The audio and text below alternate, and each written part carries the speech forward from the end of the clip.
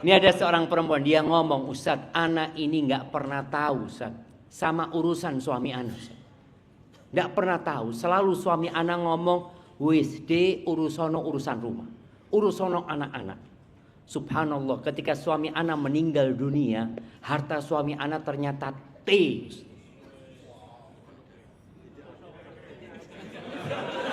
Bukan tidak ada, betul triliun jemaah. Loh, tidak ada suudon antum ini. Majelis bijak, meneduhkan hati, mencerahkan jiwa. Coba Anda mau tanya, siapa yang duda? Angkat tangan. Lundi panitia ini. Mana yang duda? Loh, kok ada yang berani angkat tangan duda ini? Duren. Ada duda keren jamaah. Jangan selalu duda itu dianggap negatif gitu ya. Ahibati billah. Kalau kita melihat tren perceraian yang di Indonesia, yang mungkin sudah disampaikan oleh ustadz-ustadz sebelumnya, bagaimana angka pernikahan itu terus menurun. Padahal populasi penduduk Indonesia terus meningkat. Kalau dulu tahun 2003 disebutkan angka pernikahan itu sampai 2.100.000. Sekarang kita tinggal ngecek angka-angka itu di ChatGPT sudah dikasih tahu, walaupun kadang-kala angkanya nggak benar juga, perlu dipastikan. Tapi berdasarkan data memang disebutkan tahun segitu kira-kira 2.100.000. Tahun 2024 jumlah pernikahan itu menurun drastis jadi 1,5 juta. Dan jumlah perceraiannya meningkat hampir 500.000. Dan kalau kita melihat catatan yang ada di pengadilan agama, semoga antum semua selamat dari pengadilan agama. Tapi ada nggak yang ke pengadilan agama untuk hal positif? Ada nggak? Angkat tangan. Iya. Apa? Jadi saksi. Positif. Saksi perceraian. Loh, ya apa sih? Akhirnya kita membantu orang bercerai gitu jemaah. Nggak apa-apa, kasih hadiahnya. Mana panitia? Loh, kok kabur? Katanya orang Jember antum. Jangan ditinggal ana. Masya Allah, barakallahu fikum. Beliau ini nih yang pernah antum jadi saksi. Oh, alhamdulillah. Kasih mic-nya juga supaya kita korek keterangan jemaah. Nah, kasih mic-nya. Masya Allah. Kapan terakhir antum ke pengadilan agama? Loh, hidupkan dulu mic-nya. Loh, kok hilang ini panitia nih?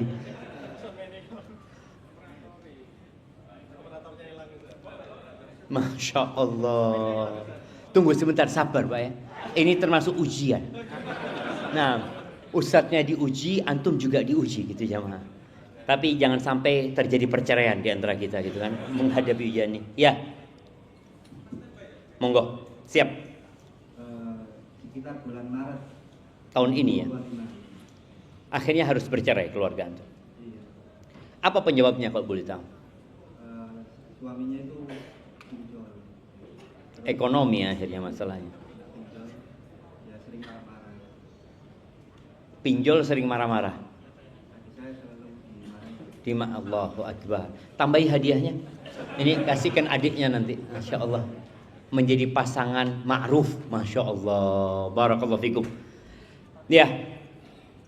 Jadi memang di data yang disebutkan ternyata perbandingan antara yang bercerai karena masalah ekonomi dengan masalah lainnya paling tinggi itu masalah ekonomi.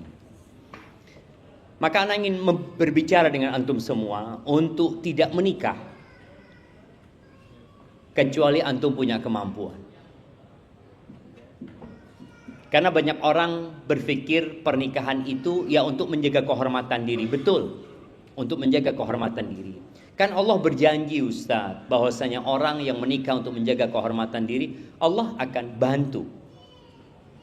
Tapi subhanallah, kalau antum membaca firman Allah di surat An-Nur, ayo coba semua dibuka HP-nya, dibuka Qur'annya, surat An-Nur ayat 32, 33. Siapa yang mau baca? Yang baca kita kasih hadiah. Oh ini, yang angkat tangan duluan ini, kasihkan mic-nya. Mana mic? Jadi antum kayaknya harus punya kursi dekat situ. Nah, berikan kepada beliau ini. Sekalikan kasih hadiahnya. Masya Allah. Ustaz. Masya Allah. Tidak apa-apa Ustaz. Ila jamaah. Fadal Ustaz. A'udzu billahi minasy syaithanir rajim. Wa ankihul ayama minkum was-salihina min ibadikum wa imaikum in yakunu fuqara yughnihimullahu min fadlihi wallahu wasi'un 'alim. وليستعفف الذين لا يجدون نكاحا حتى يغنيهم الله من فضله والذين يبتغون الكتاب مما ملكت أيمانكم فكاتبوهم إن علمتم فيهم خيرا وآتوهم من مال الله الذي آتاكم ولا تكرهوا فتياتكم على البغاء إن أردنا تحصنا لتبتغوا عرض الحياة الدنيا ومن يكرههن فإن الله من بعد إكراههن غفور رحيم. Artinya, dan nikahkanlah orang-orang yang masih membujang di antara kamu dan juga orang-orang yang layak menikah dari hamba-hamba sahayamu yang laki-laki dan perempuan. Jika mereka miskin, Allah akan memberikan kemampuan kepada mereka dan karunia-Nya dengan karunia-Nya.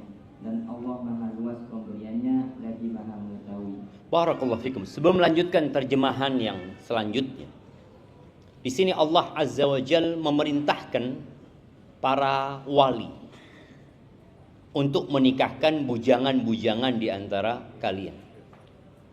Jadi orang tua itu kalau punya anak yang sudah waktunya menikah, dia belum punya istri, lalu orang tuanya mampu, maka nikahkanlah. Ayat ini turun 1447 tahun yang lalu.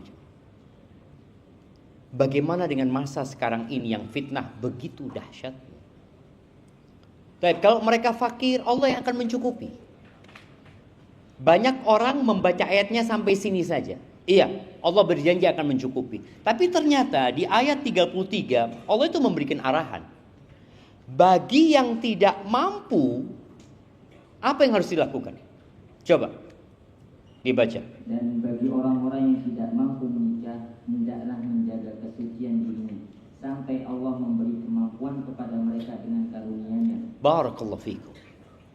Jadi kalau antum tidak mampu, jangan nikah.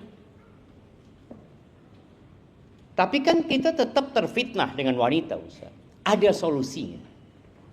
Apa solusinya di hadis yang diriwayatkan Imam Bukhari dan Muslim? Di mana di ayat yang baru saja kita baca, hendaklah mereka menjaga kehormatan dirinya bagi yang tidak mampu menikah. Apa kata Allah dari Abdullah bin Mas'ud radhiyallahu anhu? Qala lana Rasulullah sallallahu alaihi wasallam, ya ma'syaras syabab, wahai kaula muda. Yang dipanggil anak-anak muda, bukan orang tua. Kenapa? Karena anak muda itu punya syahwat yang berbeda sama orang tua. Yang godaannya lebih besar daripada godaan orang tua. Makanya Allah Azza wa Jalla marah dan murka kalau ada orang sudah sepuh berzina. Bukan berarti anak muda Allah nggak murka. Allah tetap murka dengan perbuatan zina. Tapi ini orang wis tuwek, sudah sepuh, ternyata dia masih mengikuti syahwat. Nabi SAW mengatakan, ya ma'syarasy syabab, man istata'a minkumul ba'a falyatazawwaj. Barang siapa di antara kalian memiliki kemampuan. Kemampuan apa? Ya kemampuan untuk membayar mahar. Kemampuan secara ekonomi. Kemampuan tentunya secara fisik. Tapi bagaimana ketika dia nggak mampu? Perintah untuk menikah ini agar dia terselamatkan dari fitnah. Karena dengan menikah, engkau akan menjaga pandangan matamu dan menjaga kemaluan. Yang nggak mampu, apa yang harus dilakukan? Puasa. Puasa. Jangan maksa. Karena masalah ekonomi yang kita lihat terjadi itu, salah satunya penyebabnya adalah dia tidak mampu, tapi dia memaksakan diri. Atau ada sebab-sebab lain yang bentar lagi kita akan bahas. Di surat An-Nisa ayat 34, Allah menyebutkan tentang kaum laki-laki. Karena di negeri kita, pemahaman tentang siapa yang wajib memberikan nafkah itu sepertinya pudar. Banyak laki-laki yang berpikir istri juga punya kewajiban untuk memberikan nafkah. Banyak orang tua juga memerintahkan anaknya untuk bekerja. Oleh karena itu, pada saat sudah menikah dan suaminya mengatakan kepada istrinya, "Dek, engkau resign nih. Engkau di rumah. Saya yang akan kasih nafkah." Kira-kira mertua terima apa enggak? Banyak enggak terima. Kok CNAE kata dia.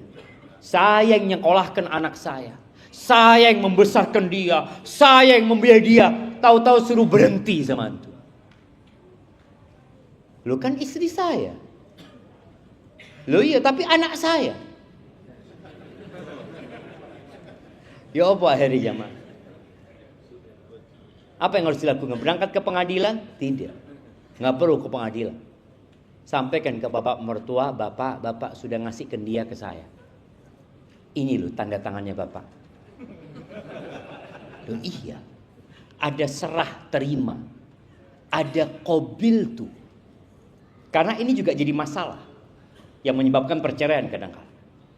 Gara-gara sang suami nggak mau istrinya bekerja. Loh gimana Ustaz dia kerja Ustaz? Dia kerja anak-anak sama pembantu. Nggak diurusin. Padahal anak sebagai suami mampu Ustaz, untuk membiayai. Akhirnya sampai mertua nggak mau kenal lagi sama menantunya. Dianggap menantu durhaka. Anak kalau nurut sama suaminya dianggap durhaka juga. Mawaddah dan rahmah yang diharapkan terjadi akhirnya berantakan. Di surat An-Nisa ayat 34 ini Allah menjelaskan tentang bagaimana posisi laki-laki, bahwa dia yang wajib memberikan nafkah full 100%. Oke, kita baca ayatnya. Siapa lagi? Selain Ustaz tadi yang mau baca. Nah, An-Nisa ayat 34. Ayo jemaah. Oh iya, kasihkan mic-nya. Kirimkan mic-nya.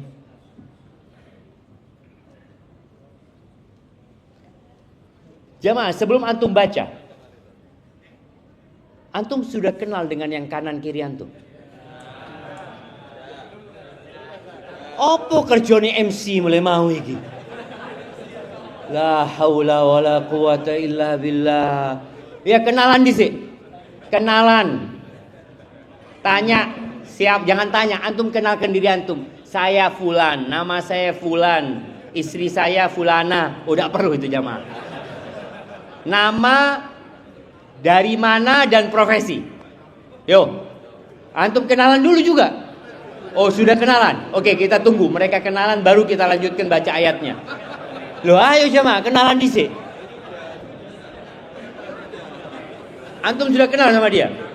Oke, sama yang belakangnya? Oh belum, kenalan dulu. Loh ayo kena no. Loh nama, profesi, sama dari mana? Lu kasih tahu. Ya sampaikan duda apa bujangan antum.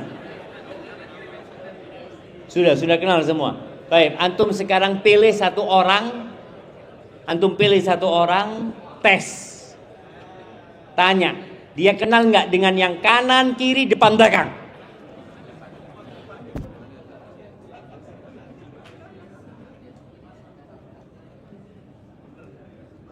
Baik, alhamdulillah Ustaz ya. Antum tes. Kamu aja langsung coba Abi. Nah, aku paham. Kira-kira yang sebelah antum namanya siapa itu? Nah, Arif, itu temannya kamu nggak? Arif. Oh teman, emang udah Oh, teman dari tadi. Tommy. Dari mana Tommy? Dari mana Tommy? Oh, dari Gresik. Apa profesinya? Lo tanya lagi dulu. Gak lengkap boleh baca. Oh, karyawan. Terus yang belakang antum? Belum kenal? Oh, kenalan di sini. Dari mana? Apa profesinya? Oh, karen juga. Kasih hadiah. Nah, kasihkan hadiah buat teman-temannya ya, bukan buat dia. Dia suruh ngasih ke teman-teman yang dua aja yang baru saya kenal dia. Nah, bagikan antum. Masya Allah, gimana perasaan antum berbagi hadiah? Antum nggak dapat hadiah. Ojo, dosa kita. Kasih hadiah juga. Jeneng no hati wong jamaah. Nah. Masya Allah, barakallahu fikum. Siap, silakan dibaca Bapak. Bismillahirrahmanirrahim. Ar-rijalu qawwamuna 'alan nisa'i bima faddala Allahu ba'dahum 'ala ba'din wa bima anfaqu min amwalihim.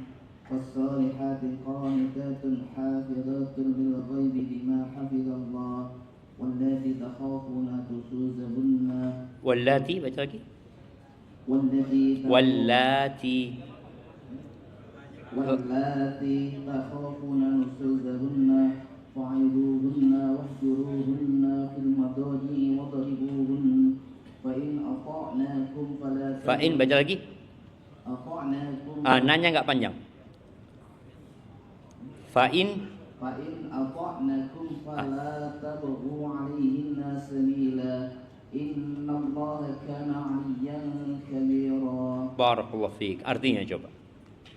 Laki-laki atau suami adalah penanggung jawab atas para perempuan istri, karena Allah telah melebihkan sebagian mereka laki-laki atas sebagian yang lain perempuan, dan karena mereka laki-laki telah menafkahkan sebagian dari hartanya, perempuan-perempuan saleh adalah mereka yang taat kepada Allah dan menjaga diri ketika suaminya tidak ada, karena Allah telah menjaga mereka. Perempuan-perempuan yang kamu khawatirkan akan musuh, berilah mereka nasihat, tinggalkanlah mereka di tempat tidur, pisah ranjang, dan kalau perlu pukullah mereka dengan cara yang tidak menyakitkan. Akan tetapi jika mereka menaatimu, janganlah kamu mencari-cari jalan untuk menyusahkan mereka. Sesungguhnya Allah Maha Tinggi lagi Maha Besar. Allahu Akbar. Jazakallahu khair. Hadiahnya sudah dikasih. Loh, apa sih antum ini? Nah, fadhal. Jazakallahu khair ya jamaah. Ini ayat kebanggaan laki-laki. Ar-rijalu qawwamun. Kalau sudah istrinya nggak nurut, maka dia akan bacakan ayat ini. Tapi kita perlu tahu, laki-laki jadi pemimpin itu karena ada tanggung jawab besar yang Allah berikan kepada dia. Allah berikan kelebihan kepada laki-laki. Dan kelebihan ini harus dijaga. Di mana laki-laki memiliki hak menceraikan istri. Karena memang perempuan kalau dikasih hak menceraikan istrinya, kira-kira apakah masih ada di tempat ini yang punya istri? Kayaknya sulit. Karena perempuan sakit hati sedikit, cerai. Kembalikan aku ke orang tuaku. Ya itu kelemahan wanita. Maka antum jangan ngikutin maunya dia. Mas, pegatan aku mas. Loh, sungguhan kau dik. Ya wis pegat dik. Yo, antum yang bermasalah. Anda pernah sampaikan di sini atau di tempat lain bahwa ketika perempuan minta cerai, sejatinya dia sedang berbicara, perhatikan aku gitu. Sayangi aku gitu. Cuma ada laki-laki yang kepemimpinannya kurang. Sehingga dia merasa capek, lelah karena istrinya terus Ustaz gugat cerai, minta cerai, capek sudah Ustaz. Ketika Anda ngomong, iya sudah saya ceraikan engkau, nangis dia Ustaz. Loh iya, dia tidak minta diceraikan benar-benar sebenarnya. Maka tolong antum jaga kepemimpinan ini. Kemudian kelebihan yang kedua adalah karena memberikan nafkah. Jadi ini berita tapi mengandung perintah dari Allah. Bahwa laki-laki menjadi lebih mulia daripada wanita karena dia memberikan nafkah. Ketika laki-laki tidak memberikan nafkah, maka kepemimpinannya akan pincang. Pernah ada seorang pemuda, sudah nikah dia, konsultasi. Sama di Arab sana ada lembaga konsultasi berkaitan dengan kehidupan rumah tangga. Dia ngomong, Syekh, ana ini tidak tahu kok merasa kurang dihargai sama istri ana. Lalu Syekh itu tanya, engkau tinggal di rumahnya siapa? Rumahnya istri. Padahal suami punya kewajiban memberikan tempat tinggal. Sekarang dia tinggal di rumahnya istri. Oke. Kemudian istrimu bekerja. Iya. Biaya rumah siapa yang nanggung? Ya ana dan istri ana, seperti itu. Maka Syekh mengatakan itulah yang menyebabkan kepemimpinanmu jadi pincang. Ketika engkau tidak menjalankan tugasmu sebagai seorang suami dengan baik dan benar. Ada kondisi istri yang menerima, dan ini yang akan kita insya Allah dalami. Bahwasanya kadang-kala masalahnya bukan masalah ekonomi, tapi masalahnya masalah iman, masalah qanaah, masalah syukur dan sabar yang hilang dalam kehidupan kita. Masalah kita sering membanding-bandingkan hidup kita sama orang lain, yang akhirnya rumah tangga menjadi berantakan. Tadi masalah pinjol yang disebutkan. Sebelum pinjol biasanya ada satu temannya pinjol. Apa namanya? Judol. Itu koncoan jamaah judol itu. Dan ketika orang ini kalah judol, pinjol datang sebagai pahlawan. Menawarkan solusi. Tanpa harus ada BPKB. Tanpa harus STNK. Tanpa harus ada pinjol. Itu apa syaratnya jamaah? Apa syaratnya? KTP, kasih hadiah dia. Nah, Masya Allah, kasih hadiah. Nah, KTP ya, KTP saja. Oh foto, jadi fotonya di mana? Selfie gitu, langsung dapat berapa? Loh, ini ilmu jamaah. Oh kadang-kala, antum masih ada utang enggak? Oh enggak, alhamdulillah. Alhamdulillah jemaah. Enggak, beliau bukan pengalaman kan, bukan.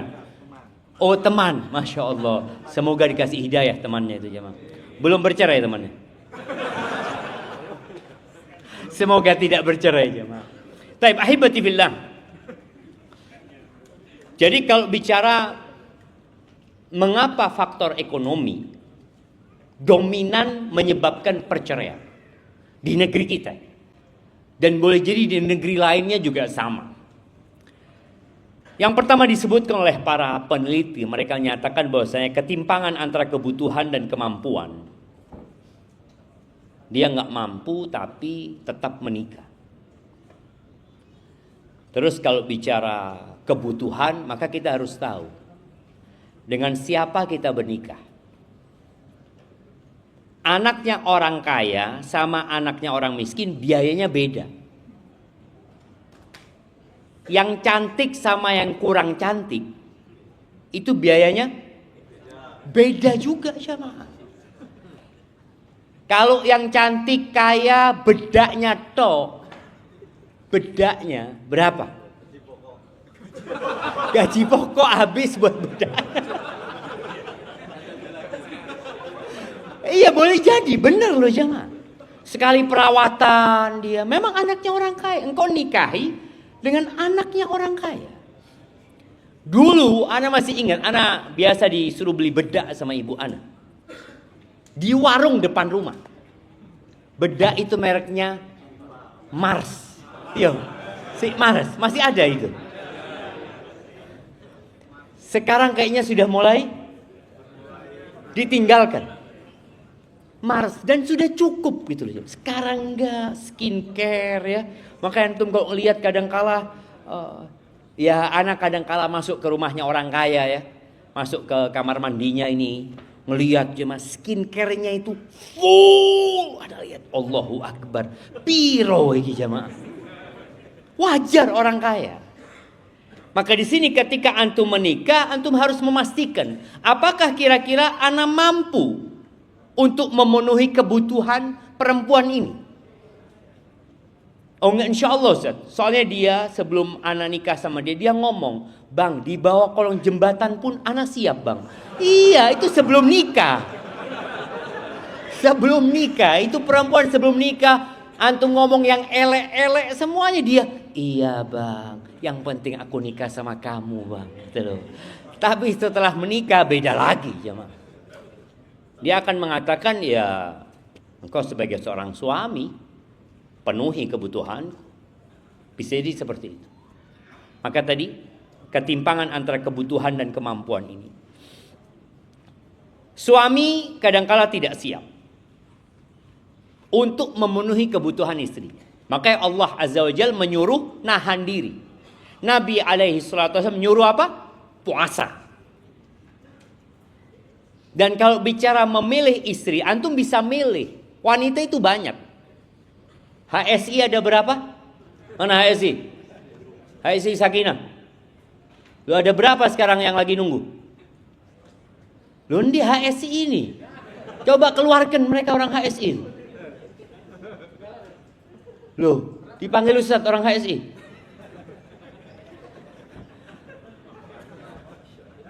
Loh, dak ono. Ya apa sing duwe acara iki dak ono jamaah. Jadi hilang orang HSI ini. Oh, tadi tidak disampaikan. Loh, coba hadirkan dulu. Mana orang HSI? Loh, ayo sini orang HSI. Kasih mic beliau. Kasih hadiah, sing duwe acara kayak hadiah. Apa ceritanya iki? Iya, berapa sekarang jumlah akhwat yang daftar? Loh, HSI. HSI Sakinah. Loh enggak tahu. Endi penanggung jawab iki?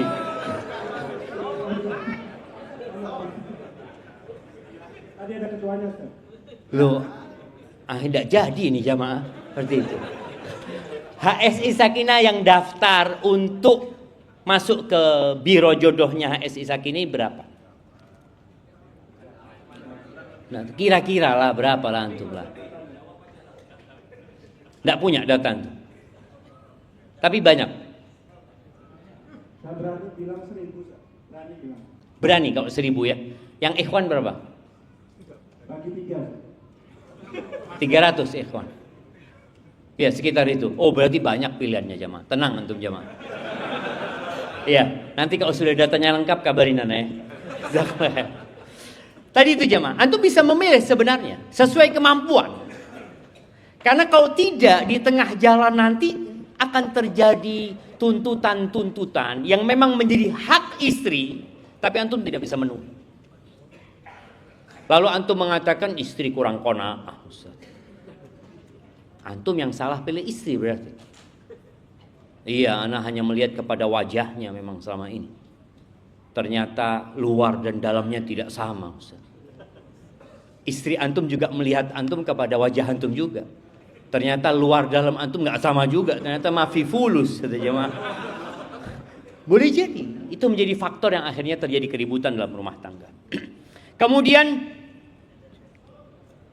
suami istri tidak satu visi tentang standar hidup ini.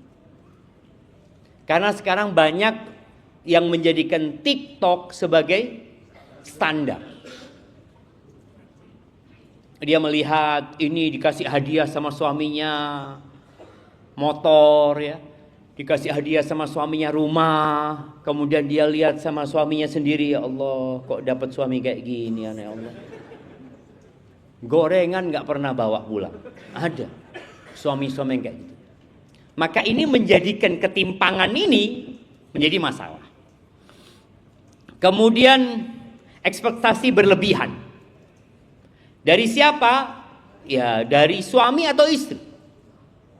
Kemudian tambah lagi budaya konsumtif. Wanita sekarang beda dengan wanita, bukan wanita ya. Sama laki-laki sama wanita. Bagaimana? Apanya 10 menit? Loh, saya masih mukadimah, Bapak. Loh, ya apa 10 menit? Itu kabar tentang HSI belum dapat, anak. Coba datangkan dulu, baru nanti anak berhenti kajiannya. Nah, sekarang orang itu melihat barang, nggak perlu ke pasar. Di mana dia melihat barang? Di handphone. Jadi nasihat ana buat para suami istri, engkau jangan masuk ke pasar kecuali ada kebutuhan dan ada kemampuan. Apa syaratnya? Kebutuhan dan kemampuan. Bukan kemauan dan kemampuan. Kalau engkau punya kebutuhan tapi nggak mampu, nggak usah masuk. Apalagi kalau marketplace ya, mau Shopee, mau TikTok, mau apa. Kadang-kala perempuan itu buka, dia masukkan keranjang, enggak beli. Sama suaminya, engkau ada enggak beli bang, masuk keranjang doang. Ketika dia butuh dan tidak punya uang, lalu melihat sesuatu yang diskon, dia nggak punya uang. Apa yang terjadi? Ada yang namanya pay later. Mampir, nggak apa-apa, beli sekarang bayarnya nanti, utang akhirnya, dan utangnya beriba. Nah, itu yang akan menjadikan masalah ekonomi jadi masalah. Karena tatkala seorang akhirnya melanggar aturan Allah Azza wa Jalla, maka sakinah, mawaddah dan rahmah akan hilang dari rumah tangga. Ya, bicara ekspektasi berlebihan, suka membandingkan pasangan. Ingat, orang yang akan nikmat hidupnya ketika dia ridho dengan apa yang Allah berikan. Boleh jadi istri mendapatkan suami yang penghasilannya nggak mencukupi, tapi tatkala dia mengatakan, bang, jazakallah khair, makasih. Dia tahu suaminya sudah bekerja keras. Karena rizkinya orang itu sudah ditakar. Ada orang yang kerjanya tidur-tiduran, rizkinya luas. Jangan sampai ya, antum kemudian membandingkan, ya Allah, fulan ini turu-turuan, rizkinya lancar. Ana kerja keras, sempit rizkinya. Apa ana harus tidur-tiduran juga ya? Loh, antum akhirnya tidur-tiduran, ditanya sama istri, mas, apa kau turu-turuan? Loh iku loh. Fulan turu-turuan, rizkinya lancar. Ana kesel, sempit. Mungkin ana dengan tidur-tiduran, rizkinya kayak fulan. Ya enggak bisa. Jangan pernah membandingkan dirimu dengan siapapun. Yang harus dilakukan adalah bagaimana melaksanakan perintah Allah Azza wa Jalla. Boleh jadi rizkimu sempit karena memang engkau berburuk sangka sama Allah. Boleh jadi karena engkau kurang bersyukur. Dengan selalu melihat ke atas, dengan bersuudzon sama Allah, yang mengatakan, kenapa ya Allah, fulan yang jarang sholat engkau kasih rezeki banyak, aku kok sempit rezeki. Dia akhirnya ingkar dengan nikmat yang Allah berikan. Padahal Allah mengatakan, la in syakartum la azidannakum wa la in kafartum inna adabi lasyadid. Sebagian orang mengukur kebahagiaan dengan materi. Tidak. Laisal ghina an kathratil ard. Ingat, kekayaan itu bukan dengan banyaknya harta benda. Enggak. Walakinnal ghina ghinan nafs. Kalau bicara kaya, maka kekayaan jiwa. Nah, bagaimana suami istri ini menumbuhkan kekayaan jiwa? Salah satu caranya dengan ridho terhadap pemberian Allah dan memandang kepada yang di bawahnya. Utang pinjol itu menjadi penyebab. Utang ya nggak harus pinjol ya. Cuma memang sekarang ini utang piutang yang mudah itu pinjol. Dulu orang harus ke bank. Dengan banyak persyaratan baru dia mendapatkan pinjaman. Kita masih ada sih sekarang tapi sudah jarang ya. Di tiang-tiang listrik itu jemaah. Apa tulisannya? Butuh dana segar. Tidak pakai lama. Antarkan BPKB atau apalah. Mereka seperti itu. Dengan adanya pinjol, orang akhirnya tergerak untuk utang padahal dia tidak butuh tadinya. Gara-gara dia melihat kawannya udah ganti HP, lihat kawannya ganti motor ya. Ini tadi standar hidup jemaah. Seorang istri ngelihat suaminya pakai motor jelek, lalu diomongin sama kawan-kawannya, akhirnya dia ngomong sama suaminya, "Mas, aku mau ke Korea, Mas." Loh, ke Korea. Nganu apa kata dia? Ya malulah. Masa sampai sekarang kita masih belum punya rumah? Masa sampai sekarang kita masih belum punya motor yang bagus? Nah, akhirnya dia berangkat ke Korea, umpamanya. Atau berangkat ke tempat lain. Padahal seharusnya yang memberikan nafkah siapa? Suami. Berangkatlah istri bekerja. Selama 2 tahun. Setiap kirim duit, suaminya kirim foto. Foto apa? Membangun rumah. Ini Dik, sudah sampai ini bangunannya. Sudah sampai keramik, akhirnya istrinya pulang. Ternyata yang difoto rumahnya tetangga. Lihat jemaah, ada masuk koran itu jemaah. Rumahnya tetangga. Karena tadi engkau, gara-gara engkau berambisi dunia, engkau tinggalkan kewajibanmu sebagai seorang istri. Engkau tinggalkan kewajibanmu sebagai seorang ibu, mengikuti hawa nafsu, kemudian berantakan semua. Maka tolong tadi bicara pinjol ya, utang konsumtif ya, janganlah jemaah. Ada orang-orang yang takut uangnya itu keluar bau, takut jamuran jemaah. Jadi kayak kalau punya uang nggak disimpan, langsung belanja, jangan. Boleh menyimpan uang untuk kebutuhan-kebutuhan yang memang dikhawatirkan nanti ya. Mungkin memang ada kebutuhan yang mendadak nantinya. Kemudian hilangnya kepemimpinan suami. Tadi ketika suami tidak memberikan nafkah dengan baik ya. Akhirnya istri merasa suaminya bukan lagi pemimpin. Komunikasi berubah menjadi saling menyalahkan. Ini gara-gara engkau, ini gara-gara kamu, terus ribut jemaah. Akhirnya konflik dan terjadilah perceraian. Dan semua masalah itu, semua yang tadi kita bicarakan itu bermula dari kurangnya ilmu. Ini masalah kita bersama. Ini masalah nasional. Bahkan Menteri Agama pun juga melihat ini masalah yang harus diselesaikan. Karena banyak orang menikah nggak punya ilmu tentang bagaimana menjadi seorang suami. Siapa yang kuliah dan mata kuliahnya ada MK suami? Nggak ada. Bagaimana orang belajar menjadi suami, menjadi istri, menjadi bapak, menjadi ibu? Nggak ada. Sedangkan yang ada itu kita belajar tentang reproduksi. Bagaimana kok muncul anak-anak ini? Seksual. Sampai dulu rame ya tentang pendidikan seksual itu apa perlu diajarkan ke anak-anak. Yang perlu diajarkan kepada mereka itu adalah menjadi suami dan istri. Bukan melakukan hubungan seks. Tapi di masyarakat kadangkala orang berpikir itu yang perlu dipelajari. Makanya kalau ada pengantin baru, apa kata sahibnya? Hati-hati ya. Insya Allah. Dikasih jamu, dikasih apa? Nggak perlu. Tapi yang diperlukan bagaimana ilmu tentang menjadi seorang suami. Ketika seorang laki-laki menikah, maka engkau masuk ke dalam lautan. Yang badai itu kadang-kala datang tanpa diundang. Engkau berlabuh ke lautan yang kadang-kala engkau mancing ikan nggak dapat. Berapa menit lagi waktunya? Berapa? 20 menit lagi. Jazakallah khair. 20 menit. Loh, 2 menit. Gimana antum? Baik, jadi tadi kurangnya ilmu sehingga tidak tahu dengan hak dan kewajiban.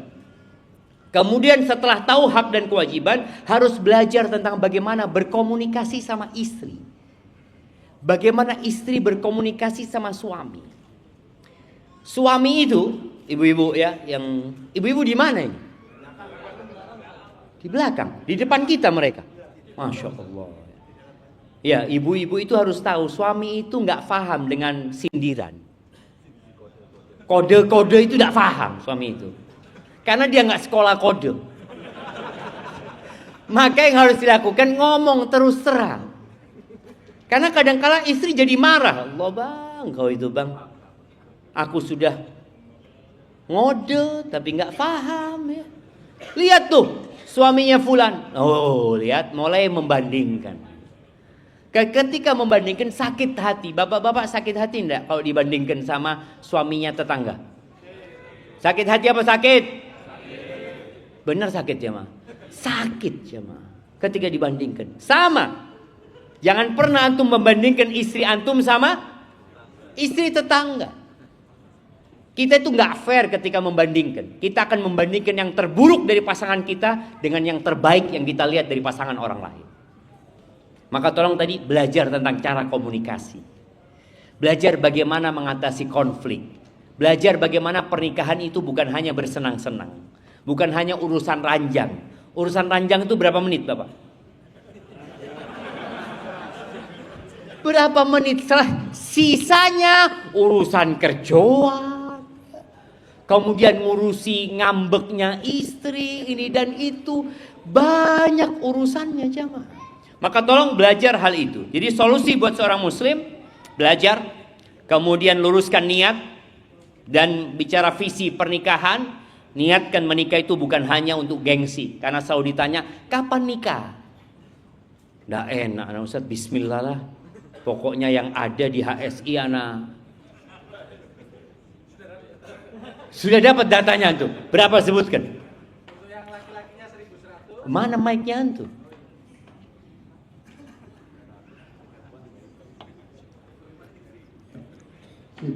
Barusan dikabari Ustaz, karena ada HSI juga acara di Jakarta. Jadi tadi dikabari untuk yang laki-lakinya ada 1.100, untuk yang perempuannya ada 4.000. Bagaimana menurut antum? 1 banding 4. Semangat bapak-bapak. Tapi ngasih makan ndak iso. Jangan cuma berpikir seneng-seneng antum jamaah. Ada yang satu orang, ingat yang pernah ana sampaikan. Ada satu orang cerita sama Syekh, anak ini punya istri, Allah ribut terus, menuntut ini itu. Ditanya sama Syekh itu, berapa istri antum? 1. Antum 1, anak punya 3 kayak gitu semuanya. Ya memang tadi kudu sabar jemaah. Maka ingat, luruskan niat ya, belajar, luruskan niat. Niatkan untuk ibadah, saling menenangkan ya, menciptakan sakinah, membangun generasi yang soleh. Ini suami istri, pasangan hidup. Sehingga masalah ekonomi nggak jadi masalah nantinya. Qanaah, ridho dengan apa yang Allah berikan. Kemudian ya suami terus terang sama istri. Kalau memang dia punya masalah ekonomi, ngomong sama istri. Boleh jadi istri punya ide yang dengannya bisa membantu. Tapi kalau antum uangnya cukup, alhamdulillah, dan antum bisa mengatur, nggak perlu istri tahu. Yang penting istri dikasih nafkah cukup. Ada satu orang jamaah, anda nggak apa-apa cerita dulu ya. Jazakallah khair, kok baik antum sekarang. Ini ada seorang perempuan, dia ngomong, Ustaz, anak ini nggak pernah tahu Ustaz, sama urusan suami anak. Nggak pernah tahu, selalu suami anak ngomong, wis de urusono urusan rumah, urusono anak-anak. Subhanallah, ketika suami anak meninggal dunia, harta suami anak ternyata T.